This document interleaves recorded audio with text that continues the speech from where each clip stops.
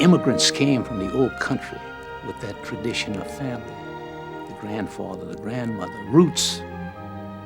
Roots. Where did you come from? What is your roots? So my dad, Yusuf Bashara Shadyak, was given the name of Joe Charlie. Well, at Ellis Island, according to my dad, you just said, yes, sir, whatever you want. They did, because they were so afraid that they'd be sent back and not let into the country. So Dad came in as Joe Charlie, and he got off the boat. He had a few dollars, very few, and he started pack peddling. And a lot of our early people that arrived in New York would buy dry goods and start walking.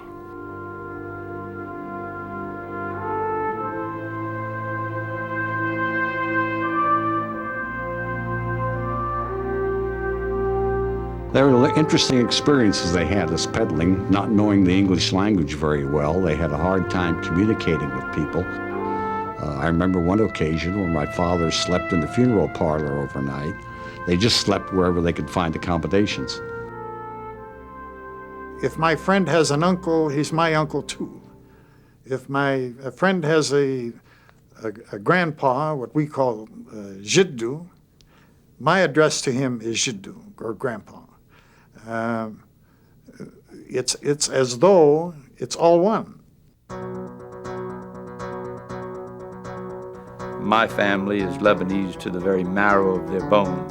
There is no question about that. We don't just identify with it, we brag about it.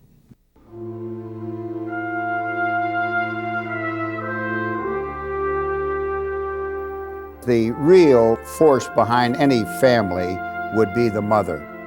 And the Lebanese mother is held in such high esteem. My mother really went through a lot. She would actually bake bread for her family 3 times a week.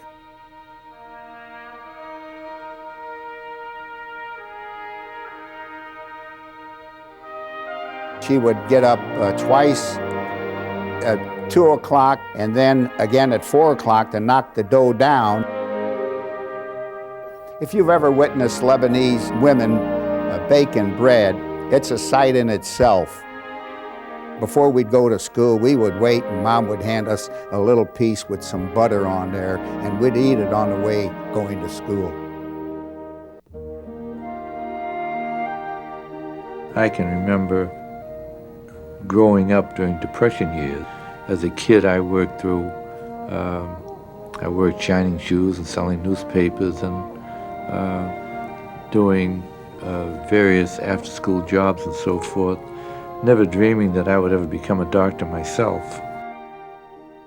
And we were proud of our heritage without really knowing why. Danny said, I've got something for you to do. Proud of your heritage? We're going to honor that heritage.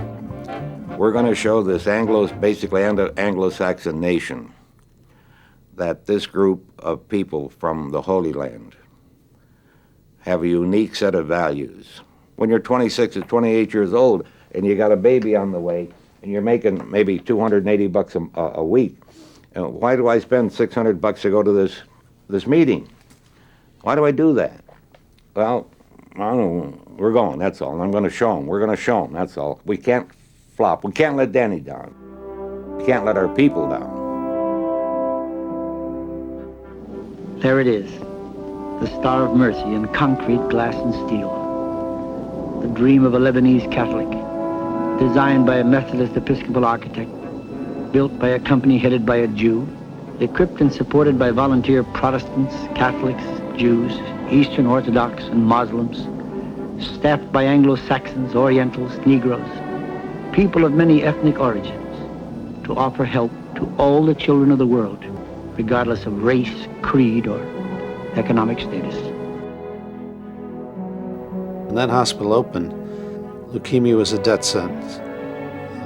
Most children, unfortunately, were dead in a year. When I take a look at what's happened today and what they're doing, and the staff they have at the hospital and the accomplishments, I think it's miraculous.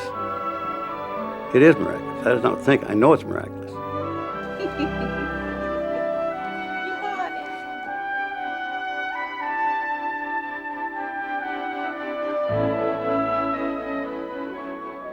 I had been on the board a couple of years, and Mike was in Boston at the time, and he said to me, George, they need you at the next building committee meeting down in Memphis. I was on the building committee at the time, on Friday.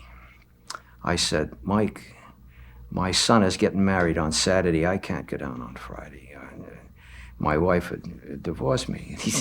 He said, oh yeah. He said, we'll arrange it so that you can get out of there Friday night, but I need you in Memphis on Friday. Well, what do? You stand at attention and salute when Mike talks. It was quite a while before my wife smiled at me again. That was Mike for you. The first fundraising programs that St. Jude ever had, sitting with men and women of our heritage, that started with a little social event, and the men got together and started to play the game of chance, poker. Jack and a six. That's pretty good. $2. And I don't know of any person that ever played in that game over the many years that walked out winners. Mike Tamer would cut the pot. All the money went to St. Jude. All of it. Mike Tamer and Danny Thomas were building a formidable organization by recruiting a remarkable group of leaders. The late Fred Gaddis played a crucial role. He was a gracious man with a profound love for the children of St. Jude. Widely known and respected in his hometown city of Memphis, he was a cornerstone of ALSAC. The late Al Harris, a generous and high-spirited man, helped direct ALSAC's investment committee, which has played a vital role in the growth of the funds that flow to the hospital. The late John Burisk Sr. was a tireless, inspirational fundraiser, rallying his many friends and business contacts to get them personally involved in ALSAC. He continued this work and his commitment to the kids all of his life to the age of 94. In Wilkes-Barre, Pennsylvania, the late Johnny Thomas raised significant funds for ALSAC year after year. He also made sure the board meetings were supplied with fine cigars. And one of the early chapter leaders was the late Emil Hajar, a cherished brother to the other first-generation directors.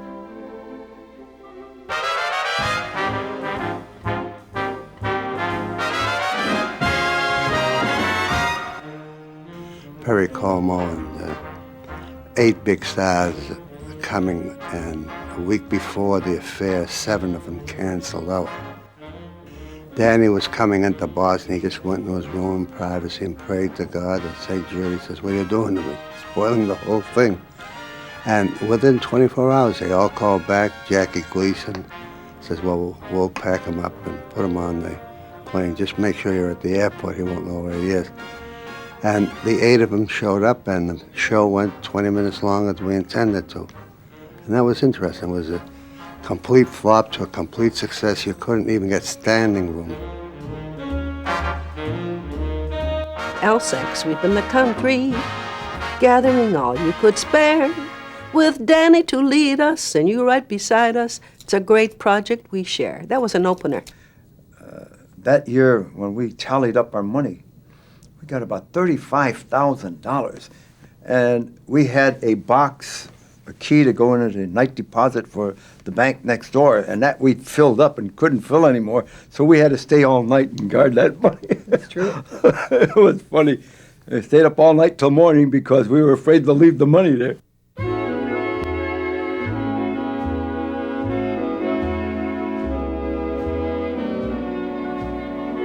The man was pure compassion.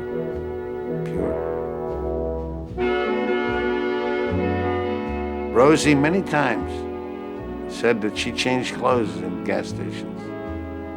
It was all by car. His way of unwinding was sitting and talking, having something to eat afterwards, in his room. Yeah, the old bologna sandwiches, he loved those.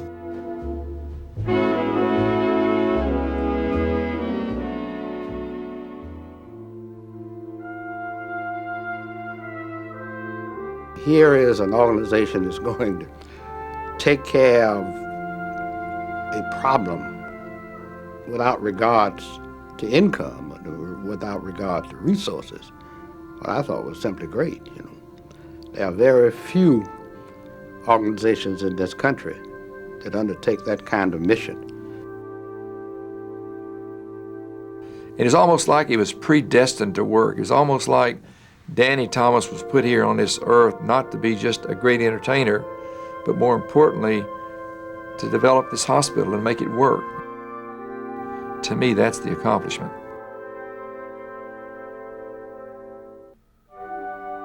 I was the first non-Arabic speaking female on the board.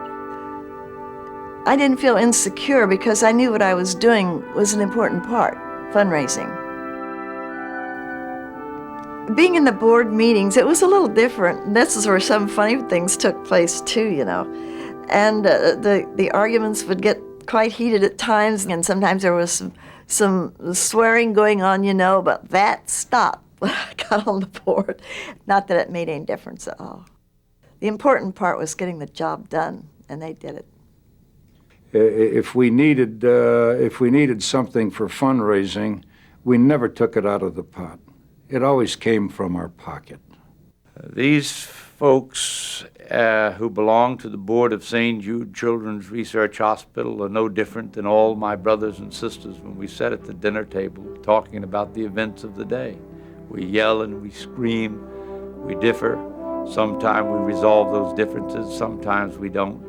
But when we walk out that front door, we always kiss goodbye. We're here for one thing, and that's to help children survive. My dream is that one day we have no need for St. Jude's Children's Research Hospital. I think that's the dream of any human being. That children need not suffer in the way that they do now with so many of the catastrophic diseases. And then Danny says, now they're dying with AIDS. We've got to do research in AIDS. Now, that was at the time when AIDS first became known, and it was it wasn't socially acceptable to talk about AIDS or who's getting AIDS or why they're getting AIDS. And Danny said, I don't care whether it's acceptable socially or not. Children are dying, and we're not going to have children die.